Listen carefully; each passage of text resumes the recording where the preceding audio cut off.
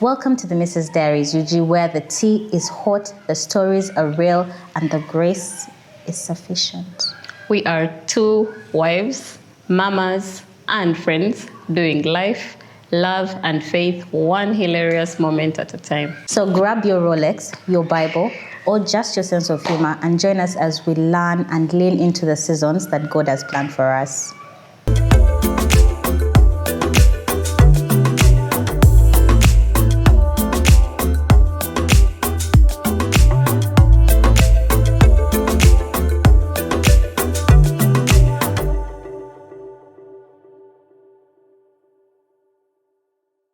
Hi TMD fam, welcome back to our channel. As you can see, we have leveled up, baby.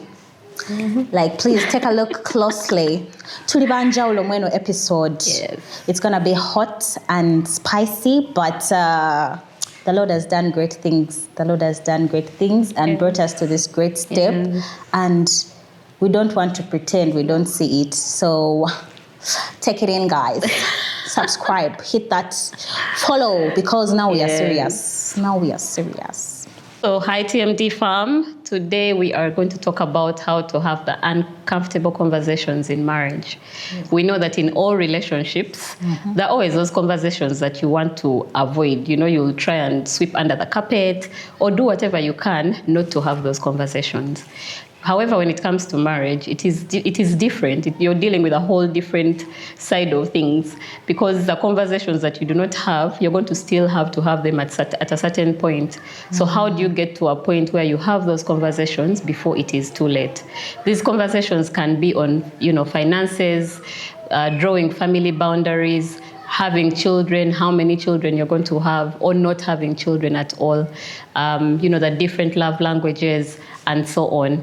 So Samantha, let's get into this. Why do you think people or couples tend not to have or avoid having these uncomfortable conversations? I would imagine that it's easier not to deal with something. Yeah. There are some people who just think sweeping things under the rug is a bit easier. You don't have to deal with that mountain. Yeah. Let me say, for example, the topic children. As strange as it is, everyone who gets married does not necessarily want to have children. Yeah. So when you're dating someone, it's actually a valid question. Do you want to have children or not? I know of a couple that, the lady made it clear from the beginning she didn't want children. And I think the gentleman thought maybe this lady would change her mind along the way. They got married. Actually, they had two weddings. They had a destination wedding and a wedding in Kampala. Nice. Just think about all that money. Nice. Think about, they were a beautiful couple. They were, it was, But now when they got into the marriage, she was straight up serious. She did not want to have children. Yeah. And the man was hoping that, maybe she could change her mind, but she didn't change her mind. Yeah. So I think had he maybe addressed this thing, it could have helped them even decide if they even wanted to be together in the first place. Yeah, despite ticking all the rest of the boxes, but what about now you're facing this thing. Now you're married, your families are united, and she's not interested. That's true. I think it's also good to take people for what they tell you in the beginning. Yeah, because sometimes people get married thinking, they'll change their mind, or I can change them. But if someone has been very clear, then you probably need to stick believe to them. Yeah? Yes, exactly. Believe them. I think another reason would be sometimes you think that being silent about something is actually keeping the peace. Yeah. But when you don't talk about something, it weighs heavy on you. So at what point are you actually keeping the peace? And for how long? For how long? Yes. I think peace does not come from sweeping things under the rug, but actually speaking about something and getting to a conclusion that is satisfactory for both parties in the relationship. Yeah. Then some people also just generally fear fallouts. Yes. Generally, they don't want. They don't want to lose their person. They don't want to fight with their person. You're comfortable with this person. You've met this person. You like this person. You connect at all levels. But now there's this awkward thing that is that is possibly going to cause a rift. So instead of addressing that rift, they're just like, like, let's put a pin in it. We'll come back to it when the time is right. And yet the right time is when you're dating.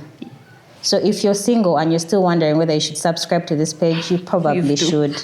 Because this is not only content for married people. This is for you, the single person who has not yet decided. If you're married, we are here for you. We are here for you.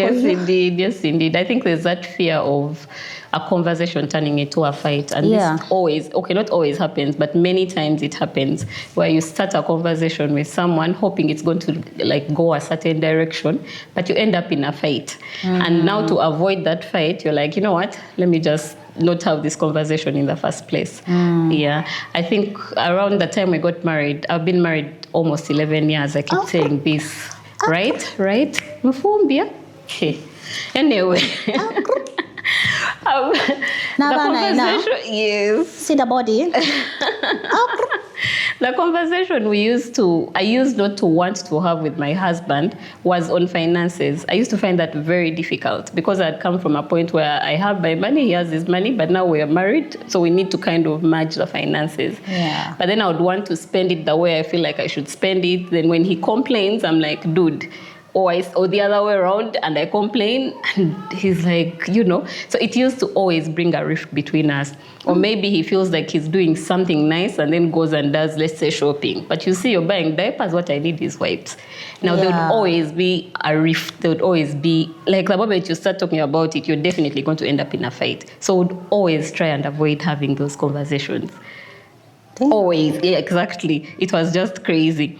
So maybe now coming from that background, what approaches do you think people can use when they are going to have, these conversations? I think you have to first tell us when you and your husband decided to talk about finances. Kubanga tuyambe fena. I think Did you have a meeting? Did you sit down? Did you say, do you know what, baby, it's time? No, I think why we were even having the fights in the first place is we didn't have the conversation early enough. When is the right time? So we decided when you're dating. Married? When you're dating. Yeah, but now I think because first we already had a child, you're living together, you think, it's fine. But after a while, you find that it is not sustainable. So we actually sat down and then decided on how the finances in the home are going to run. Like you sat down and said, let's talk about money today. Let's talk about money today. If we are fighting, we fight, but this conversation has to end. Yes. Wow. Yes, exactly. So you just have to find a way to have those conversations. And before you have those conversations, we are very prayerful people. We are both Christian. So you put this conversation in the hands of the Lord. I think it is James 1:5 that says, ask the Lord and he'll give you the wisdom, something like that. Shall put it there. So the moment you put something in the hands of the Lord, there's nothing that can go wrong. Like, even if the conversation, you will not beat yourselves, but that conversation will have to end. Yes. Okay. I think how people should handle these situations is to actually listen. Listen, because people actually tell you their truth right there and then. Like, okay, now like this, finances, Bananga, we are a work in progress. Exactly. We are a work in progress. It's continuous. But, I'm starting to listen more to my husband. If he tells me he can't do this or he can't do this, I think he's also listening more to me. I think so. I think we are really trying to listen to ourselves. Because the truth is really already in the conversation. So it's just a matter of listening to what the person is saying, not the idea of what you have about this person. Yeah. And then also, of course, choosing the right time to have these conversations. At what point are you going to have this conversation? What do you are you mean going by to the choose? right time? You mean like morning, You know evening? your person. No, when you know your person, or you know yourself. When are you best able to deliver a message that you want to deliver? Is it at the end of the day when you're tired? Okay. When you're rude? When you're moody? Is it when you're in your period and moods are up and down? Is it when you're So if I'm seated on my somewhere in the period, garden? we should avoid conversation. For some people. Okay. For some people, others it doesn't affect them. But basically choosing a moment where it is best for both of you to have that conversation. So for example, why are you choosing a point where someone is already having a bad day and you want to top it up with someone is hungry? Exactly, someone is hungry. Hunger treats you badly. Yeah, I was watching a podcast, for real. They told us we have to eat before you negotiate. Exactly. Before you have difficult conversations. Yes. Eat. Maybe that should be a separate point. Exactly. First, eat some food. Eat some food. A nice meal. A nice meal. Yes. And then maybe get into that hard conversation. And then also being able to get into a conversation not ready to accuse the person. Yeah. So you're not saying things like, I feel you're not there for me, or this is and this, or you don't understand me. Like, find a better way to give that conversation that will not feel like you're attacking the other person. Usually the best part about delivering a message is to be able to deliver that message in a way that you would receive it as well. Okay. So if you're coming to me and telling me I don't like your shoes, if I came to you and told you the same thing, how would you want that message to be told to you? Do you get what I mean? Yeah, I get what you mean. I get what you mean. Over 10 years experience. Right? Over 10 years. Taking my notes. Yeah. Yes. I think we should also extend grace to each other. I think we need to acknowledge that at the end of the day, you didn't grow up with your partner. Yeah. I think... And for me, that has been one of the biggest lessons for me. Because, of course, when you get married, they tell you you're marrying your best friend. And it's true. You're marrying your best friend. He's like a brother. So for me, I have even taken it literally. Like, you're my Charlie, you're my brother. There's a way I treat my brother. But when you marry this person, you have to know you're not actually, this person is not your relative. No. You didn't grow up together. So you have different habits. Like the way you eat, the way you walk, the way you talk to people, the way you treat people. You are totally different people. So that means you have to extend grace to people. Yeah. Maybe they come from a place where they shout. They shout. Everyone just shouts at people and then there's peace. And is that peace though? Or there's silence. Like, maybe you want silence. No, maybe you come from a family where people ignore each other. There's some silence and then there's peace. But then what if you married someone who comes from a family where they shout? Everyone shouts how they are feeling and then peace. Oh gosh. Yeah. So I really think you need to extend grace to people. Like, people are literally not the same. Yeah. Okay, extend also grace to yourself. Because also, you also have boo things. We are. You can be with your own boo things. And they get magnified when you're married, when you stay together. Yes, exactly. This is why I'm not very pro cohabiting. 2 years. Because now cohabiting, you're like punishing yourself. You're living with this man. Everything is magnified. Sure. And you're not sure. You're not even legally. There's nothing legally protecting you. Exactly. But now everything is magnified. All the good, all the bad, and the bad are many. So why should you put yourself through that? Yeah, I actually cohabited before I got married, but I am not pro cohabitation. I am not pro cohabitation. I now understand it when they say just get married and then deal with that nonsense, because everything gets magnified. And when you're married, at least you're forced to make it work. Yes. But when you are, my friend, when I can pack my bags I can pack my things and go back to my home. Yes. Okay, even when we are married, we can pack our things and go. But there's like the fear of God. Yeah. When I'm fear of God, I will I made a commitment. To God first. Hey man, I made a commitment. So basically, extend grace to people. Extend grace to yourself. Yeah. Like, and I think also to add on to this, the grace thing, it's to know that you're not going into this to win. It's basically you're understanding the other person or where they are coming from. So like you mentioned, understanding their background. You're not the same people. You didn't have the same experiences. They have their ish going on from, way back before you met them. And this will definitely affect the way you have conversations with them, the way they deal with, different things. So do not go in with this thing of, me, I've come to win this. So I have to win this fight. I can get into that conversation and it may not end well. Yes. And that should be okay. Yeah, it's okay. The conversation can still be had another day. There are those conversations you can't have in one day and then it is like completed. Finances. You can't. Till this day, we still have those conversations. Do you know why? You grow. The needs change. The time I'm telling you about, we had one child. We now have 4. Surely. The conversation can't be that. Girl, hey, talk to me nicely. Anyway, so yeah, that definitely, because how do I say this?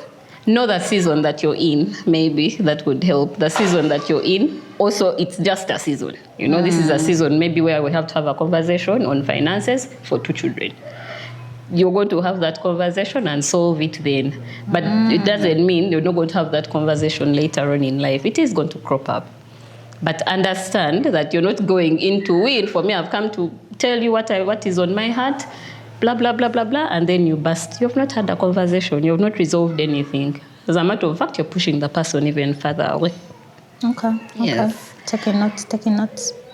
Yes. Anyway, now, Samantha, of course, we've now been talking about how to avoid, maybe how to have the conversation and before it is too late. What for people who actually feel like, you know what, I think where we are now, it is too late. We are past.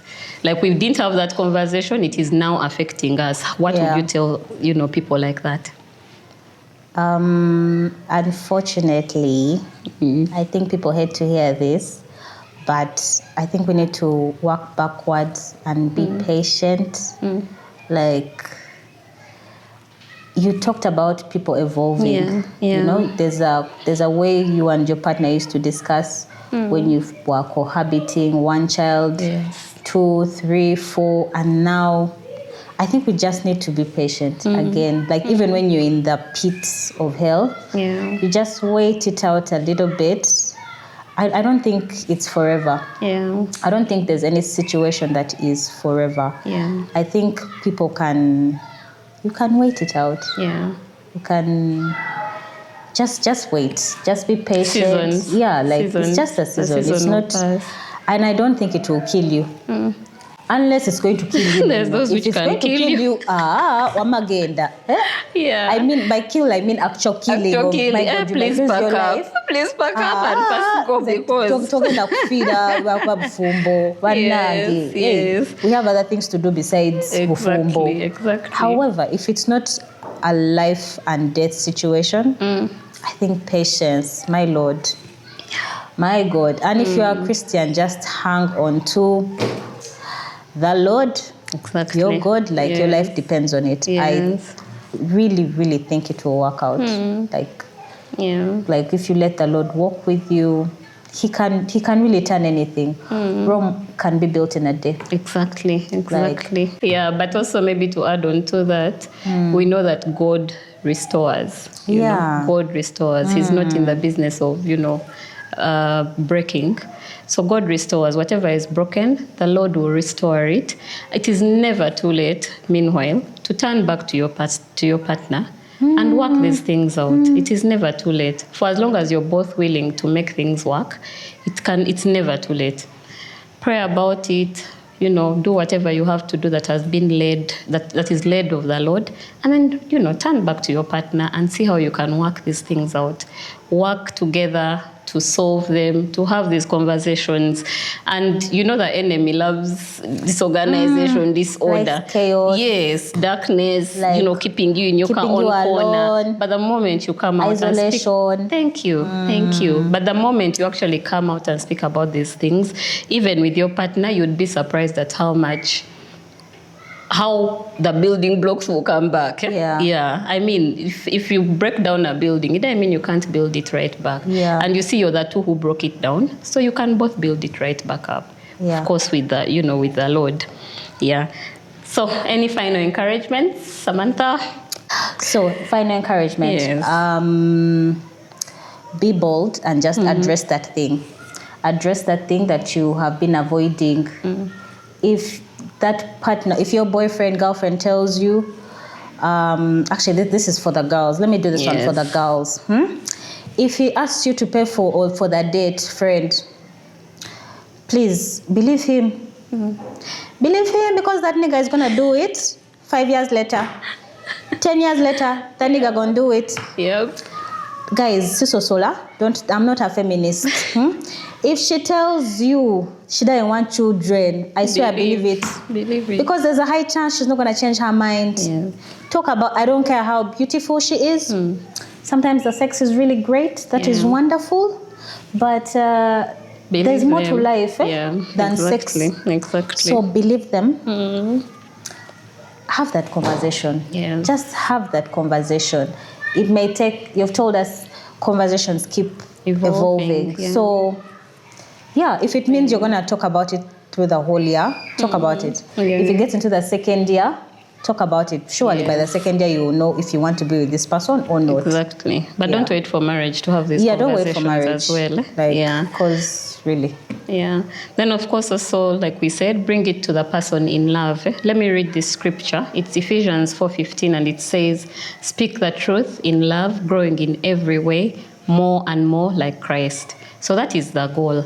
It helps you to see how you're going to structure these conversations, how you're going to talk to, even how you prepare yourself to be able to deliver this message. Make sure that what you're delivering is actually receptible. Yeah. Would really, really love to hear what your take is on this. How have you been able to have these conversations that are difficult? How did it work out for you? For those whom the conversation did not go the right way, what would you advise us? Let us know in the comments, and see you next time. Bye.